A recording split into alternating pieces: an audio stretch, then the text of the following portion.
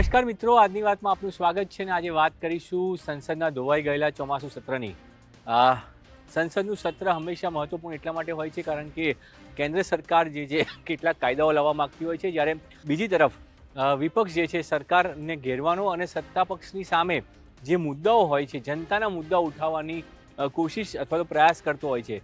પણ આ વખતે જે છે આખા સત્રમાં જેનજી છવાયેલા રહ્યા।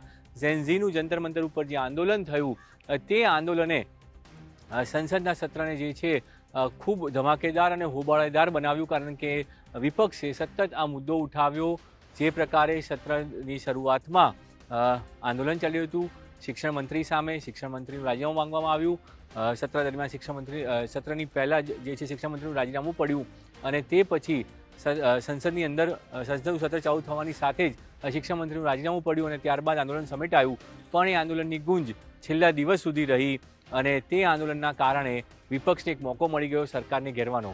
આ વખતે લાંબા સમય બાદ એનડીએ સરકાર, પ્રધાનમંત્રી નરેન્દ્ર મોદીના નેતૃત્વમાં આજે સરકાર છે, થોડી ઘણી બેકફૂટ પર જે રાજકીય પંડિતો માની રહ્યા છે તેના કારણે બેકફૂટ પર દેખાય, કારણ કે આંદોલન જે થયું એ આંદોલનને આકળવામાં અથવા તેનો કયાસ લગાવવામાં થોડીક જે કહી શકાય એ નિષ્ક્રિયતા રહી। ભાજપ તેને આંકી ન શક્યું કે તે આટલું મોટું થઈ જશે। પછી પ્રધાનમંત્રીએ મોરચો સંભાળ્યો, ઇન્સ્ટાગ્રામ ઉપર તેમણે પોતે પણ વિડીયો બનાવ્યો અને છાત્રોને જે છે આકર્ષવાનો પ્રયાસ કર્યો, તેમને સમજાવવાનો પ્રયાસ કર્યો।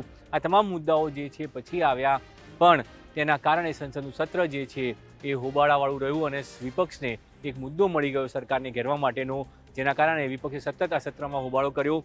રામ મંદિરની અંદર જે ચઢાવા ચોરીનો મામલો હતો તેનો મુદ્દો ઉઠાવ્યો, તેને લઈને બહાર નાટક પણ કરવામાં આવ્યું। સંસદની બહાર પરિસરની અંદર કોંગ્રેસના સાંસદ અને સપાના સાંસદો દ્વારા જે છે તે નાટક પણ કરવામાં આવ્યું કે કેવી રીતે ચઢાવા ચોરી થઈ, તેને લઈને રાજકારણ પણ ગરમાયું, કારણ કે કોંગ્રેસના પપ્પુ યાદવે જે છે જે પ્રકારનું ડ્રેસ પહેર્યો હતો અને સંતોને બદનામ કરવાનો આરોપ લાગ્યો, તેમની સામે એફઆઈઆર કરવાની પણ વાત કરવામાં આવી।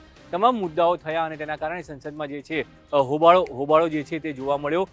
જે તમામ મુદ્દાઓ હતા એ મુદ્દાઓને લઈ અને સંસદની અંદર તમામ વાતો કરવામાં આવી। સરકારનો પક્ષ રહ્યો, સરકારે હંમેશા દાવો કર્યો, જો કે સરકાર લોકસભામાંથી 9 તો બિલ પાસ કરાવી શકી છે અને તેની અંદર સૌથી મહત્વનું બિલ હતું કે જે પરીક્ષાઓની અંદર જે સુધારાઓ માટેનું જે બિલ હતું અને જે કાયદાઓ કડક બનાવવાનું બિલ હતું તે બિલ તો પસાર કરવામાં આવ્યું અને તેની અંદર વિપક્ષે પણ સહયોગ કર્યો। વિપક્ષ દ્વારા પણ મુદ્દાઓ ઉઠાવવામાં આવ્યા।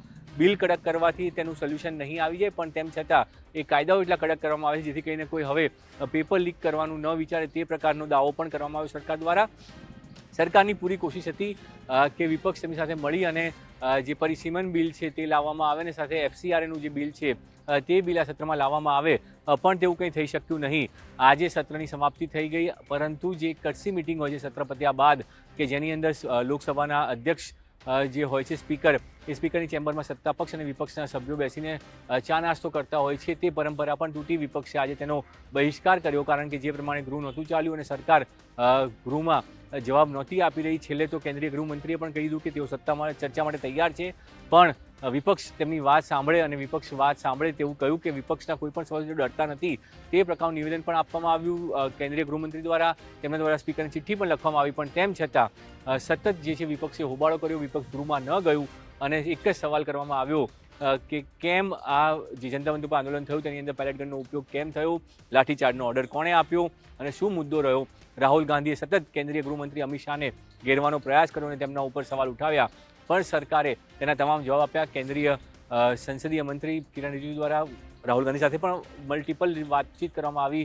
4 થી 5 વખત તેઓ રાહુલ ગાંધીને મળ્યા, તમામ મુદ્દાઓ પર સમજાવવાનો પ્રયાસ કર્યો, પણ રાહુલ ગાંધી ન માન્યા અને તેના કારણે આખું સંસદ સતત ધોવાયું છે। હવે સૌ કોઈ નજર રહી છે કે આ પરિસીમન બિલ સરકાર ક્યારે લાવશે, કારણ કે ડિલિમિટેશન બિલના કારણે જ તમામ મામલો હતો। બધાને આશા હતી કે આ સત્રમાં બિલ આવી જશે અને નેક્સ્ટ ચૂંટણી પહેલાં તેને લાગુ કરવામાં આવશે, જેથી કરીને મહિલા આરક્ષણ પણ લાગુ થઈ શકે। સરકાર પણ એ જ દાવો કરી હતી, સરકાર પાસે આંકડાઓ પર્યાપ્ત હોવાનો વારંવાર દાવો કરવામાં આવી રહ્યો છે, પણ તેમ છતાં હોબાળાના કારણે આ બિલ ન આવી શક્યું અને એટલે હવે શું સરકાર કોઈ નવું વચ્ચે વચગાળાનું સત્ર બોલાવશે, સ્પેશિયલ સેશન આવશે કે કેમ? જે રીતે આજથી 6 મહિના પહેલાં સ્પેશિયલ સેશન બોલાવવામાં આવ્યું હતું અને તેની અંદર ડિલિમિટેશન બિલ પાસ કરવાનો પ્રયાસ થયો હતો, પણ તે બિલ પાસ નહોતું થઈ શક્યું। તો હવે શું સરકાર ફરી એકવાર કોઈ વિશેષ સત્ર બોલાવવા જઈ રહી છે તેના ઉપર સૌ કોઈ નજર છે.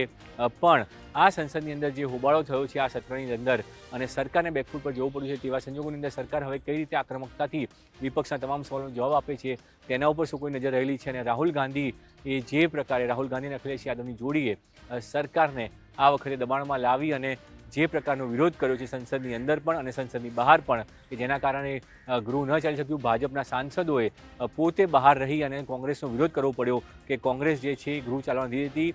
કેન્દ્રીય ગૃહમંત્રી જવાબ આપવા તૈયાર છે તેમ છતાં કોંગ્રેસ એટલે કે વિપક્ષ જે છે એ ગૃહમાં નથી આવતું અને તે વાતને લઈને ભાજપના સાંસદોએ વિરોધ કરવો પડ્યો, રેલી કાઢવી પડી અને પ્રોટેસ્ટ કરવું પડ્યું.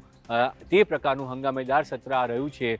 હવે આગામી દિવસોમાં શું સરકાર કોઈ વિશેષ સત્ર બોલાવે છે કે પછી હવે જે શિયાળુ સત્ર આવશે તેની અંદર કોઈ નવો મુદ્દો હશે, પણ શું એ સત્ર પહેલાં ડિલિમિટેશન બિલ સરકાર લાવી રહી છે, મહિલા આરક્ષણને પાસ કરવા માટેનો કયો જે છે નવો પ્રયાસ સરકાર કરશે તેના ઉપર સૌ કોઈ નજર છે. અને શું હવે સત્ર પત્યા પછી કેન્દ્રીય મંત્રીમંડળમાં કોઈ ફેરફાર થશે કેમ તેના ઉપર સૌ કોઈ નજર રહેવાની છે. કારણ કે જ્યારે સત્ર ચાલુ થયું ત્યારે વાતચીત થઈ હતી કે કેન્દ્રીય મંત્રીમંડળમાં વિસ્તરણ થશે અને નવા મંત્રીઓનું સ્થાન મળશે.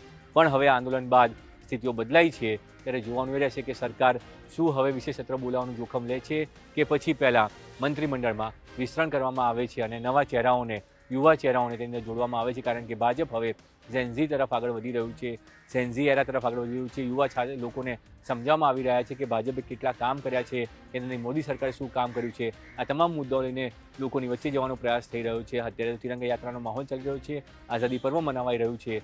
પણ આગામી દિવસોમાં સરકાર કેવી રીતે ડિલિમિટેશન બિલ પાસ કરાવશે તેના ઉપર સૌ કોઈની નજર રહેશે. આજની વાતમાં તો અત્યારે બસ આટલું જ. સમજતા રહો ગુજરાત.